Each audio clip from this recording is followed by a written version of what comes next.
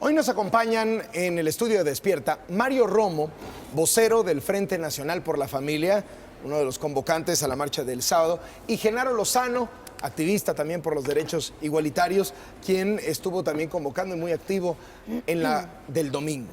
Son las marchas a favor y en contra del matrimonio igualitario. Hoy en el estudio, quizá Mario, la pregunta de saque es, ¿se puede someter a votación un derecho humano? Es decir, ¿no es una exigencia implícitamente discriminatoria la de ustedes? Fíjate que cuando hablamos de derechos humanos es muy importante hacer una aclaración. El matrimonio no es un derecho ni de heterosexuales ni de homosexuales, es una forma en cómo la ley regula cierto tipo de relaciones. Lo que es el derecho es a que todos vivamos, sobre todo hablando de adultos, nuestro proyecto de vida con quien queramos hacerlo. Y en eso estamos completamente de acuerdo. Entonces la discusión tiene que ser en cómo la ley regula distintas realidades familiares. Ese es el punto central. Genaro Lozano, ¿cómo lo ves tú? Que esto es una vil mentira, como ha hecho el Frente Nacional por la Familia, movilizando a 1.149.580 personas, como dice el señor aquí, el fin de semana, utilizando argumentos completamente falsos, utilizando y copiando, incluso plagiando los argumentos de la Organización Nacional por el Matrimonio, una organización estadounidense que ha hecho muchísimo dinero haciendo prácticamente este tipo de movilizaciones, que recibe fondos de la Iglesia Católica, el Partido Republicano, que me imagino que el motivo superior y final de estos señores es después convocar a que los padres de familia dejen de mandar a sus hijos a las escuelas y ellos abrir escuelas propias y ellos abrir a lo mejor manuales de educación en casa para que los niños no reciban educación científica, para que los niños sigan pensando que el calentamiento global no existe, para que los niños sigan pensando que la Tierra es cuadrada y no se le dé ningún tipo de educación sexual. Y es una irresponsabilidad gigantesca lo que está haciendo la Iglesia Católica, el Frente Nacional por la Familia, el Partido Acción Nacional que los apoya y el Partido Encuentro Social. Y la verdad es que es una organización opaca, que no sabemos de dónde está sacando dinero, quiénes son los empresarios que los están financiando. Eso. Muy bien. ¿Qué dice? Bueno, pues creo que no dejó nada fuera. Es decir, al final creo que lo que recurre uno cuando los argumentos se acaban es empezar a atacar personalmente a quienes estamos aquí. Pero eso no fue un ataque personal, ¿no? Sí, bueno, No, dijo que estaba mintiendo. de su organización. No, dijo que estaba mintiendo, entonces... ¿Estás mintiendo? No, la verdad es que no estamos mintiendo. Artículo 16 de la Declaración Universal de los Derechos Humanos, hablas de que el acceso queremos, al matrimonio es un derecho. Y también la Suprema Corte de Justicia es un derecho el que los padres de familia podamos educar a nuestros hijos en nuestras convicciones. Ahí está el objetivo principal. Y según nuestros principios éticos, consagrado en distintos tratados internacionales que forman Biblia. parte del marco constitucional de nuestro país y que a veces se pretendió olvidar. Dos puntos que puso sobre la mesa, el tema del financiamiento y dos, el tema de la educación. Al final el objetivo es la educación, meterse a las escuelas, apoderarse de las escuelas ahí. No. Yo creo que es, la manera de decirlo, apoderarse de las escuelas suena como un complot malévolo. Yo creo que el adjetivo no es ese. Lo que queremos es que nosotros podamos educar a nuestros hijos y el derecho les asiste a ellos, a ser educados en nuestras convicciones éticas y quien las tiene también religiosas, y por qué no. De hecho, hay una marginación, aquí hay que decirlo, importante, porque quienes podemos pagar una escuela privada, como es mi caso, podemos asegurarnos que nuestros hijos sean educados, por ejemplo, incluso en la comunidad judía, en donde también mandan a sus hijos a estudiar en sus propias escuelas. Podemos hacerlo. ¿Qué pasa con el padre de familia de Celaya, de Irapuato, de Monterrey, de Mérida, de muchos lugares, de las 124 que salieron a marchar el día de ayer, el día de antier, pero en el sábado? ¿Qué pasa con los hijos de ellos que no pueden ser educados según las convicciones éticas y religiosas de sus padres? Eso también es discriminación, eso es marginación, y hay que decirlo, tienen tanto derecho a ellos también como lo tenemos los que estamos y podemos pagar una escuela privada. Pedir la destitución al Papa del Cardenal no es caer en la misma injerencia de la que se quejan. Yo no pediría jamás la destitución del Papa, el del Cardenal, pero el Cardenal ya se va, está a punto de retirarse y estos son sus últimos coletazos de poder.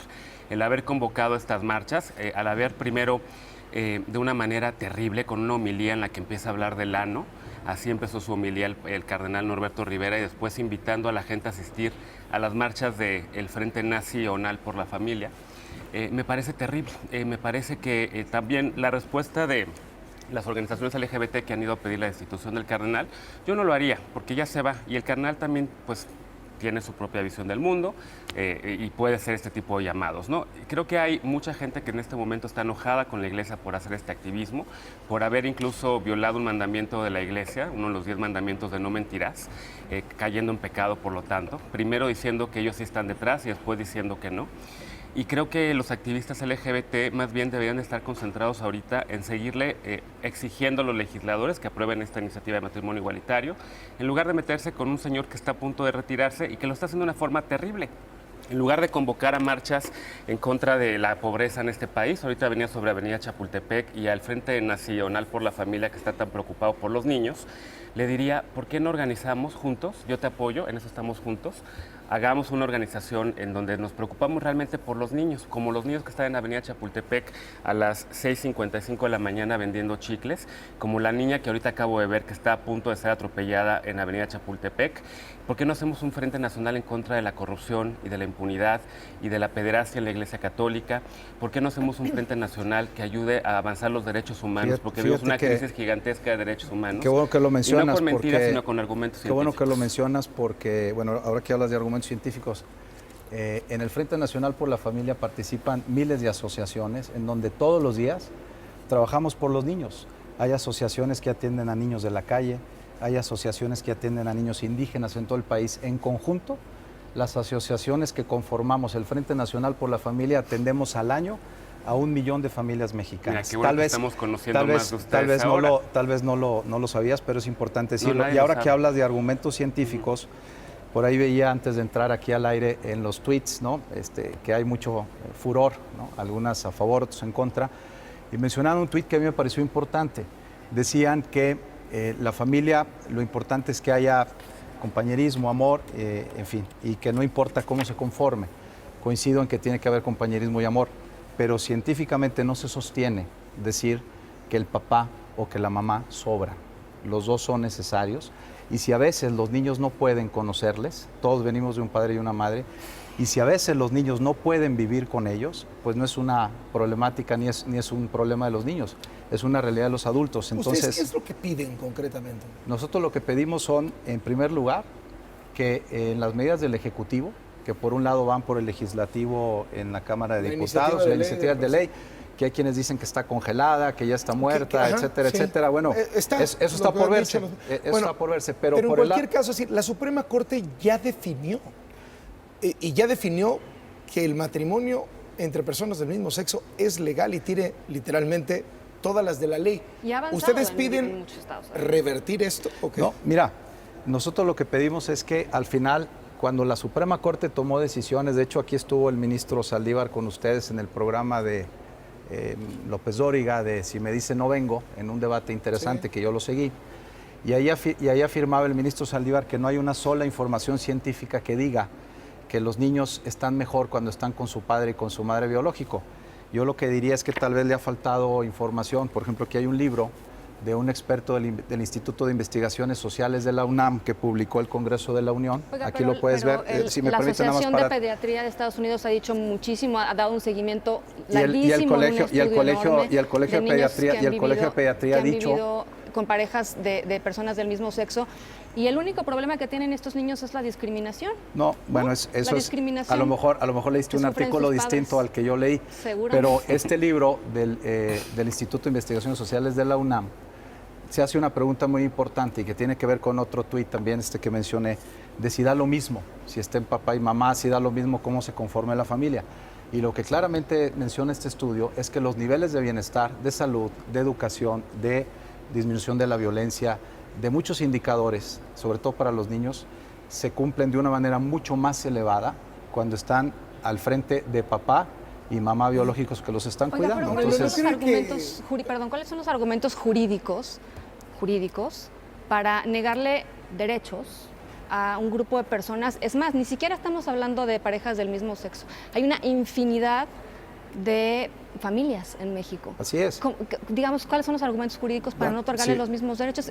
Digamos, si el Estado lo primero que tiene que hacer es otorgarle la seguridad jurídica a todos y cada uno de sus ciudadanos, artículo primero de la Constitución, ¿de dónde sale este...? Por supuesto, todas las personas y todos los mayores de edad tienen la libertad de vivir con quien quieran. Fue lo que mencioné Y la al seguridad principio. jurídica, ¿no? Por supuesto, Debería de ser. que una pareja, no sé si tú tengas una pareja, si vivas con 14 otro hombre, años, bueno, sí. si tú tienes seguro social y él no trabajara, tiene todo el derecho a tener seguridad social igual que tú, educación, salud. Deducción de impuestos. Por todo, nadie puede decir, y quien lo diga, yo estaría en contra también, que se le deben de negar derechos a cualquier persona solamente por la manera en cómo vive y la identidad sexual en la cual él ¿Y manifiesta. entonces cuál es la bronca? La bronca es que la institución del matrimonio no es un derecho, es una forma en cómo el Estado regula, y esa es la explicación jurídica que me pides, y si me permites decirla, te la voy a decir. Pues sí, lo sé. Es la manera en cómo la ley regula distintos tipos de realidades. Voy a poner un ejemplo. El derecho a la vivienda, que es un derecho humano independientemente de cómo vivas, si le vas a las Chivas, si le vas a la América, de tus preferencias, de cualquier preferencia, ese es el derecho. No existe el derecho a la renta, no existe el derecho a la compraventa. Esas son las formas jurídicas en cómo la ley regula un derecho humano, que en este caso es el derecho a la vivienda. En el caso de el vivir con quien tú quieras, tu proyecto de vida, la ley regula de maneras distintas realidades diferentes. De hecho, la Corte Europea de Derechos Humanos de Estrasburgo, ¿Cómo les gusta una y otra mentir vez, con esta una Sí, y esta otra es vez ha información mencionado, completamente falso. una y otra vez ha mencionado, lo puedes ver en internet. Sí, te lo voy a enseño, mandar- aquí lo te voy a tengo el mandar link. artículo, mira, donde los está desmintiendo el Consejo de una y Europa otra vez, sobre este punto. Una y otra vez ha dicho la Corte Charlatanes. de Derechos Humanos de Europa que no existe tal derecho al matrimonio homosexual. Eso no dice. Lo que Sí, dice, sí lo lo dice. que dice Lo es que que los dice es que estados los- tienen el derecho de es- decidir si, Perdón, no, pero esa es la segunda A ver, parte. la Hay Corte que de leer también la Estrasburgo es primera. una quimera Hay que porque ni leer también siquiera la primera. funciona en México, y este señor y el otro señor Dabdoub han ido por el mundo mintiendo, engañando a la gente. Usted da clases, ¿no? Es profesor universitario igual que yo. ¿En dónde da clases? Doy clase en la Universidad de Anáhuac. En la Náhuac, mira, de los Legionarios de Cristo y el señor Maciel. La iniciativa del presidente Peña Nieto, en la exposición de motivos, dice: el derecho a contraer matrimonio, o sea, sí es un derecho, constituye un derecho fundamental, así lo ha dicho la Suprema Corte de Justicia, relacionado con la autodeterminación de las personas, mediante la cual toman decisiones esenciales sobre su vida e identidad, entre ellas cómo y con quién compartir vida. Es decir, es un derecho fundamental.